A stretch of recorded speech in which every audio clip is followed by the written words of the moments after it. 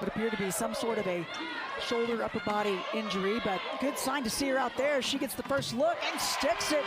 Sometimes that makes you feel a lot better, doesn't it?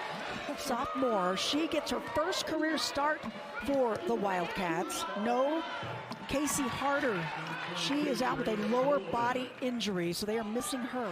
Once Sullivan has the ball in her hands and faced up, there's nothing you're going to do about it. The point of release is too high. It doesn't matter if you even have a good-sized kid on her. You got to do something early against her. It's going to help most just by going the boards, and there you have it. You know, Utah needs to go deep with its bench and have a good game, and they need to keep those scores off the glass for the offensive production. Really focused in at this point and really seeing things clearly. That's a nice drive by Snead to break the ice a little bit and get out of that pattern of turning the ball over. And now Northwestern trying to push. Lash out running. Oh, nice Snead. That's a great finish. Strength, body control, just flicked that up, had the right spin on it. Absolutely. She's practiced that a couple times, hasn't she? She stays off that foul, but still makes her take that kind of a shot, and she just says, hey, I can make that. One of the captains, as Lani White gets into the action, coming off the career high. Too aggressive on the drive. The Lash, one of the grad transfers. She came in from Furman, as there's Wilkie on the interior, and she kind of grabbed at the right shoulder after that last one, though. They're going to have to keep an eye on her. That's a nice action for them because she can go for the three on the handoff, so you got to chase her, and then she turns that corner. And so Northwestern has got to get Grace the ball. Yeah, good point. 3 shot attempts and 2 makes already for Sullivan. Topside D tipped away. That was Thomas creating this, and now out running once again. Northwestern pushing the 6-0 start on the season for Northwestern, and then they hit 3 tough games, but an and one opportunity. Utah continues to attack in double digits already for Sullivan. Right. Sullivan is on her way for about 50 tonight. Wow. So, you know, you can say that already. Let's bring Sammy Miller back in. More from the last time out. What you got, Sammy? Yes, Coach Peterson said in the huddle that they can't get frustrated because Grace Sullivan is going to do what Grace Sullivan does. And there's Turner, the transfer from TCU. 2 transfers. Aggressive drive and a pretty flick on the reverse. Tate Lash. When she does, that's a pretty tough double threat for her to pass the ball out and finish. And that's just off the mark, not enough under it for Sullivan. Sam might have gotten a hand on that. She's the only one with size enough to actually make things a little more difficult for Sullivan if she gets the catch. She doesn't force anything. There is nothing about the shots that she takes that should be given to somebody else. They are in her game. They're in her range. You know, they draw the 2-to-1 on that pick and roll, and it's deep enough that a little bit more pressure on the next pass. And another and one opportunity as Utah continues to attack. That's been pretty successful for them so far. It's going to be this scoring opportunities from a lot of places on the floor for Utah that's going to help. I think the 3-point game is still the one piece. When he was at New Mexico State, tell us a little bit about that and just, you know, what he's been like over his career. I have to say it was sure awesome to see him tonight, and that just was not going to be able to be continued if Utah wanted to have a chance to win the game. So at this point, I think Sullivan still has gotten the ball some places she wants. I look for her to probably go on another run.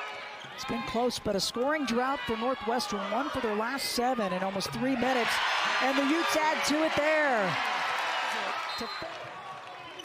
Can Utah get a score? Wilkie gets it, nothing but net. Money for her on that. That is just a great transition 3. Maddie Wilkie in double digits with 11. Lau gets one as well, but that one just short.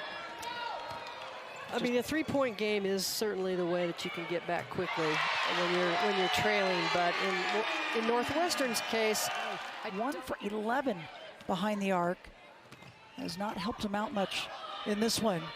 White gets one on the right side, now on the left. 15-2 run for Utah.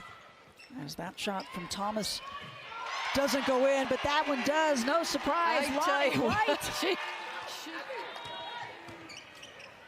Using the high screen. Gets it. Bang! Are you kidding me? I know that's what Joe's thinking. Oh, maybe some momentum. Darn it, if it only meant something bigger at the time. Oh, you're right. Tough to stop. And how about the seal off inside? Ross with the bucket. Very nice action off the end out. You know, those teams and those leagues are great. I mean, they're really good in preparation for all the options that can occur defensively against them. Otto's been active on the interior. She adds to her totals now with 8 points. And that balanced attack, we talked about the differences of these two teams, and there's Sneed. Defense creating an offensive opportunity for her, active hands. Right, and what's happening beneficially for Utah in their post game is obviously their three-point shooting. I mean, Otto can get that pass inside, just locate, make sure nobody's coming, make sure she's got space, and go to work one-on-one. And Pointer before the timeout. Northwestern trying not to go away, but the D by Sneed extends the lead. Interest and authority. They found it. They sure have. Several subs in for Northwestern here. They're working across. White all by herself. Stays perfect behind the arc. That is 100% for the night, Yes. and I'm going to let Krista tell you what else that was. That's a career night. Wow, 7 of 7 behind the arc. Career threes, 9 of 10 from the floor, 26 points. Lau kicks it up. What Lau does so well. She just takes so much attention at the possibility of going to the rim in transition and go, you know, Big 10 versus Big 12 game, and want to play that game without a full roster, without the full strength that you expect to have down the stretch. So obviously, we'll send it the other way with 4 minutes left in this one. Utah trying to get their 8th win. It looks like they're going to. They've been in control, especially the second half. Is a lefty layup good for Taylor Thomas. 7 points again, for her. You know, Sullivan ends up the one on the catch high, and Mafua lets her catch that at 15 feet. So now you've got problems because she can shoot it from there. She could take it from there. And more importantly, in that situation, she can easily play a high-low game against. 784 in his career, but we certainly wish him well the rest of the way in Big 10 play, and can't wait to see what they do in this final season for him. Well, I'm in so much agreement with you. I just want all the best for him. And I think one of the coolest things that I learned was when he announced in last April or March that he was going to make this his last year. You know, when L.A. Sneed is anywhere near. And I love it. Tate Lash doesn't hang her head. She goes to the other end and takes it right back. What a great addition she's been. I really like her. I really like her play. Nice to see what kind of run they can make. And for Utah as well, if the Utes can continue to play like they did, in particular to start in the second quarter on into the second half.